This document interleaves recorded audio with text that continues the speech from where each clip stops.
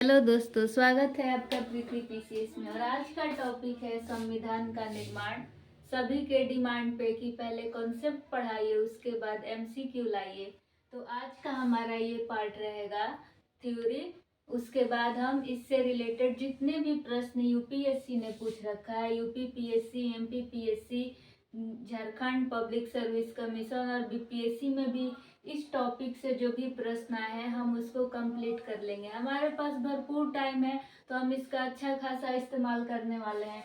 तो आज का टॉपिक है हमारे संविधान का निर्माण कैसे हुआ। तो पहले हम इसको पढ़ लेते हैं, उसके बाद हम एमसीक्यू पे आएंगे। तो चलिए शुरुआत करते हैं। भारत में संविधान सभा के गठन का विचार वर्ष 1934 में पहली बार एम.एन. रॉय ने रखा। ठीक, संविधान सभा का गठन हो और हमारा एक संविधान बने तो सबसे पहले कब रखा गया?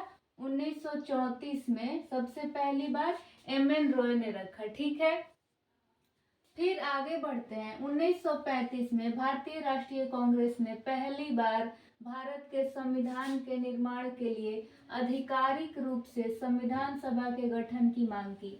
सबसे पहले किसके मन में विचार आया और किसने ये पहली बार विचार रखा संविधान सभा के गठन का कि हम एक अगर हमें संविधान बनाना है तो हमें एक सभा बैठाना होगा। अगर हमें कुछ चीज करना होता है तो कैसे ग्राम पंचायत सभा बैठती है, सभा समिति, ये ऋग्वेद में से चलते आ रहा है कि अगर हमें कुछ भी चीज बनाना है, एक नियम कानून, ताकि हम इतने बड़े देश को सुचारू रूप से चला सके, यानी संविधान, यानी सम मीन्स बराबर, विधान मीन्स न्याय, यानी सबका बराबर न्याय हो। तो इसको बनाने के लिए इतने बड़े देश में तो एक सभा बनाना होगा। उस सभा में कौन कौन से मेंबर रहेंगे, किसको चुना जाएगा सदस्य के रूप में, कौन इतना बड़ा संविधान यानी एक इतना मोटा पुस्तक कौन बनाएगा, सारे नियम कानून को, अनुच्छेद को, जितने भी हम सब पढ़ते हैं। तो इसका इलेक्शन हुआ कि कौन कौन संविधान सभा में बैठेगा, कौन अध्यक्ष बना, कौन उपाध्यक्ष बना, किसको सलाहकारी समिति का अध्यक्ष बनाया गया, सब कुछ पढ़ेंगे। तो किस तरह से निर्माण हुआ यही कहानी हम आज देखने वाले हैं। तो एकदम सिस्टमेटिक तरीके से किस तरह से चरितार्थ हुआ हमारा संविधान सभा, उसको देखने वाले हैं। तो सबसे पहले भारत में संविधान सभा के गठन का विचार वर्ष 1934 में पहली बार एम.एन. रॉय ने रखा। 1935 में भारतीय राष्ट्रीय कांग्रेस ने, जब भारतीय राष्ट्रीय कांग्रेस का स्थापना हुआ था तो 1935 में कांग्रेस ने भी पहली बार भारत के संविधान के निर्माण के लिए आधिकारिक रूप से संविधान सभा के गठन की मांग की। ठीक है, यानी 34 में एम.एन. रॉय ने विचार रखा और जब कांग्रेस का बैठक हुआ 1935 में तो उसमें पंडित जवाहरलाल नेहरू जी या जो भी उस समय होंगे 1935 में अध्यक्ष बने होंगे, उन्होंने या भारतीय राष्ट्रीय कांग्रेस ने भारत में संविधान निर्माण के लिए आधिकारिक रूप से संविधान सभा के गठन की मांग की, ताकि हम एक सभा बनाएं और उस सभा के माध्यम से हम संविधान का निर्माण कर सके। फिर ये 34, ये 35, फिर जस्ट 3 साल बाद 1938 में भारतीय राष्ट्रीय कांग्रेस की ओर से पंडित जवाहरलाल नेहरू ने घोषणा की कि क्या घोषणा की कि स्वतंत्र भारत के संविधान का निर्माण वयस्क मताधिकार के आधार पर चुनी गई संविधान सभा द्वारा किया जाएगा। यानी भारत के संविधान का निर्माण किसके आधार पर किया जाएगा? तो वयस्क मताधिकार, यानी जो 18 साल के हो गए होंगे वही वोट करेंगे। चुनी गई संविधान सभा द्वारा किया जाएगा, यानी जो संविधान सभा में चुन के आएंगे वयस्क मताधिकार के द्वारा, उसी के द्वारा। इसमें कोई बाहरी हस्तक्षेप नहीं होगा, किसी भी तरह का इसमें बाहरी हस्तक्षेप नहीं होगा।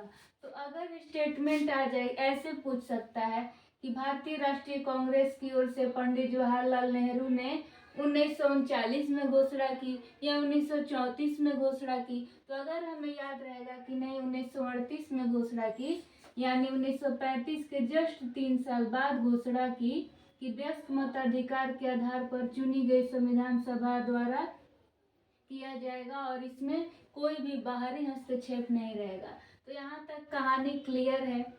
फिर क्या होता है, नेहरू की इस मांग को नेहरू जी ने मांग रख लिया, ठीक, व्यस्क मताधिकार के आधार पर 1938 में। तो नेहरू की इस मांग को अंततः ब्रिटिश सरकार ने सैद्धांतिक रूप से स्वीकार कर लिया, सैद्धांतिक रूप से, ठीक। इस घटना को सन 1940 के अगस्त प्रस्ताव के नाम से जाना जाता है। ओके, यानी जब ब्रिटिश सरकार ने नेहरू जी की इस मांग को स्वीकार किया सैद्धांतिक रूप से, तो इस घटना को हम 1940 के अगस्त प्रस्ताव के नाम से जानते हैं। क्लियर है। 1938 में इन्होंने व्यस्क मताधिकार के आधार पर चुनी गई संविधान सभा द्वारा किया जाएगा ऐसी घोषणा की, और ब्रिटिश सरकार से जो मांग थी इनकी, तो ब्रिटिश सरकार ने सैद्धांतिक रूप से स्वीकार कर लिया। और 1938 के 2 साल बाद 1940 में इसे अगस्त प्रस्ताव के नाम से जाना जाता है। क्यों? क्योंकि ब्रिटिश सरकार ने इस मांग को कि हाँ हमारा एक संविधान सभा हो, इसको सैद्धांतिक रूप से स्वीकार कर लिया। अब फिर 2 साल के बाद क्या होता है, 1940 के बाद फिर 42 में, सन 1942 में ब्रिटिश सरकार के कैबिनेट मंत्री सर स्टैफोर्ड क्रिप्स, जो क्रिप्स मिशन आए थे, सर स्टैफोर्ड क्रिप्स संविधान के निर्माण के लिए ब्रिटिश सरकार के एक प्रारूप के प्रस्ताव के साथ भारत आए। ठीक, ब्रिटिश सरकार के एक प्रारूप के प्रस्ताव के साथ भारत आए। कौन आया 1942 में भारत? तो ब्रिटिश सरकार के कैबिनेट मंत्री सर स्टैफोर्ड क्रिप्स, या सिर्फ हम इसे क्रिप्स के नाम से जानते हैं ताकि हमें याद रहे। एक प्रारूप के प्रस्ताव के साथ भारत आए, और भारत आए तो क्रिप्स मिशन को, क्रिप्स प्रस्ताव को मुस्लिम लीग ने अस्वीकार कर दिया कि हम आपके प्रस्ताव को अस्वीकार करते हैं। इनकी मांग थी, जो मुस्लिम लीग थे, इनकी मांग क्या थी भाई, कि इन्होंने अस्वीकार कर दिया। तो इनकी मांग थी कि भारत को 2 स्वायत्त हिस्सों में बांट दिया जाए, जिनका 2 अलग अलग संविधान सभाएं हो। ठीक, अंततः क्या होता है, जो क्रिप्स मिशन आए थे भारत में 1942 में, तो मुस्लिम लीग ने इनकी प्रस्ताव को, यानी जो अगस्त प्रस्ताव था 1940 वाला, इस प्रस्ताव को अस्वीकार कर देते हैं और क्या कहते हैं कि भारत को 2 स्वायत्त हिस्सों में बांटा जाए और दोनों का अपना अपना संविधान सभा हो। लेकिन लास्ट में क्या होता है, आइए देखते हैं। अंततः भारत में कैबिनेट मिशन 1946 को, इसके और कितने साल बाद, यहाँ 42, यहाँ 46, और 4 साल के बाद अंततः भारत में कैबिनेट मिशन 46 को भेजा गया, जिसमें 2 सभाओं की मांग को ठुकरा दिया गया। इसमें जो मुस्लिम लीग ने मांग रखी थी कि 2 स्वायत्त हिस्सों में बांट दिया जाए, तो इन्होंने, कैबिनेट मिशन ने 1946 में इनको फिर भेजा गया भारत में, और इनकी जो मांग थी कि 2 सभा बने, एक भारत का एक मुस्लिम का, तो इस मांग को ठुकरा दिया गया कि नहीं भाई, इस मांग को हम नहीं मानते हैं। कब ठुकराया गया? 1946 में, जब फिर से कैबिनेट मिशन आते हैं। तो इस कैबिनेट मिशन योजना के द्वारा सुझाए गए प्रस्तावों के तहत नवंबर 1946 में संविधान सभा का गठन हुआ। और इस योजना की क्या विशेषताएं थी उसको देखते हैं। यहाँ तक कहानी क्लियर है कि एक बार रिकॉल करते हैं ताकि हम बिल्कुल भी, हमें परेशानी ना हो समझने में। सबसे पहले संविधान सभा के गठन का विचार 1934 में एम.एन. रॉय ने रखा कि भैया हमारा एक संविधान सभा हो।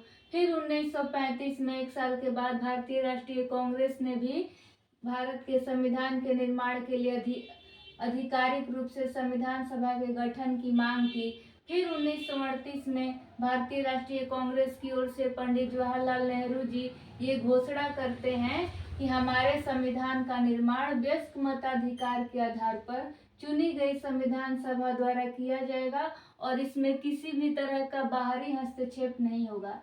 फिर नेहरू की इस मांग को अंततः ब्रिटिश सरकार ने सैद्धांतिक रूप से स्वीकार कर लिया और इस घटना को 1940 के अगस्त प्रस्ताव के नाम से जाना जाता है। फिर सन 1942 में ब्रिटिश सरकार के कैबिनेट मंत्री सर स्टैफोर्ड क्रिप्स संविधान के निर्माण के लिए ब्रिटिश सरकार के प्रारूप के प्रस्ताव के साथ भारत आते हैं। लेकिन क्रिप्स प्रस्ताव को, जो ये अगस्त प्रस्ताव था 1940 में, वो लोग मान गए थे। मुस्लिम लीग ने अस्वीकार कर दिया। क्यों? क्योंकि वो चाहते थे कि भारत दो स्वायत्त हिस्सों में बटे और दोनों का अलग अलग संविधान सभा हो। अंततः भारत में कैबिनेट मिशन 1946 को भेजा गया। फिर से भारत आया, जिसमें दो सभाओं की मांग को ठुकरा दिया गया और क्रिप्स मिशन योजना 1946 के द्वारा सुझाए गए प्रस्तावों के तहत नवंबर 1946 में हमारे संविधान सभा का गठन हुआ। तो याद रखिएगा, नवंबर 1946 संविधान सभा का गठन हुआ। संविधान सभा का गठन कब? नवंबर 1946। ठीक। अब इस योजना की क्या विशेषताएं थी? जो योजना बना था उस क्रिप्स मिशन योजना, इस योजना की विशेषताएं थी कि कुल सदस्य संख्या, जो सदस्यों की कुल सदस्य संख्या थी, कितनी थी?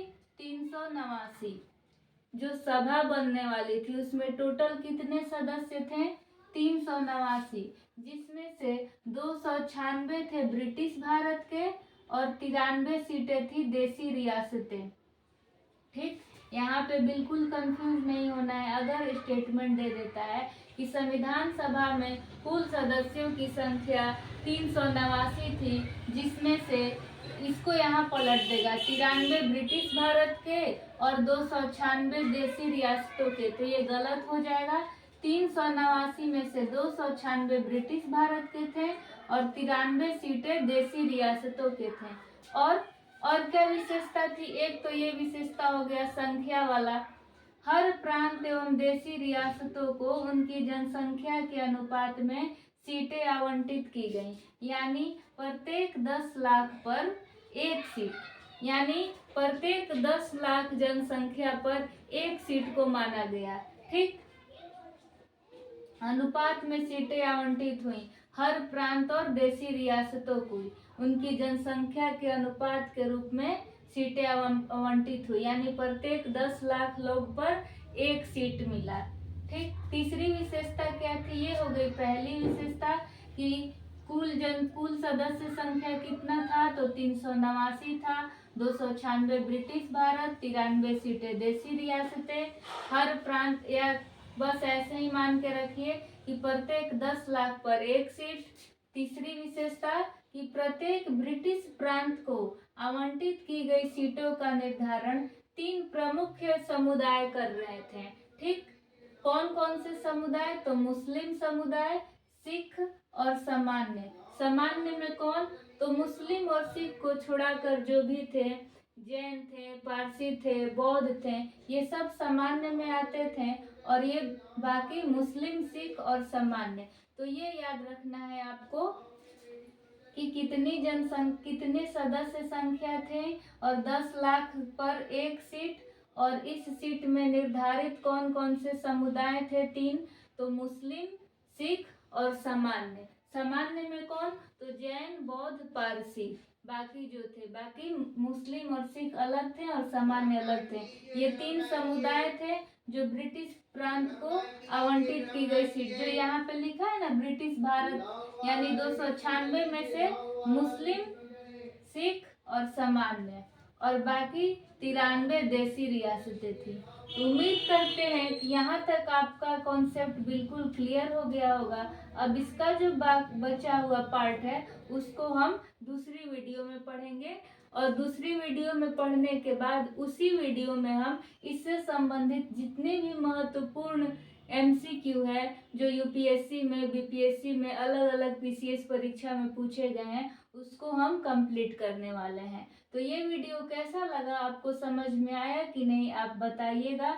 इतना तक समझ में आ गया होगा तो आपको नेक्स्ट वीडियो जो इसका पार्ट 2 होगा, संविधान निर्माण का पार्ट 2, वो आपको और अच्छे से समझ में आएगा। तो thank you so much guys for watching this video.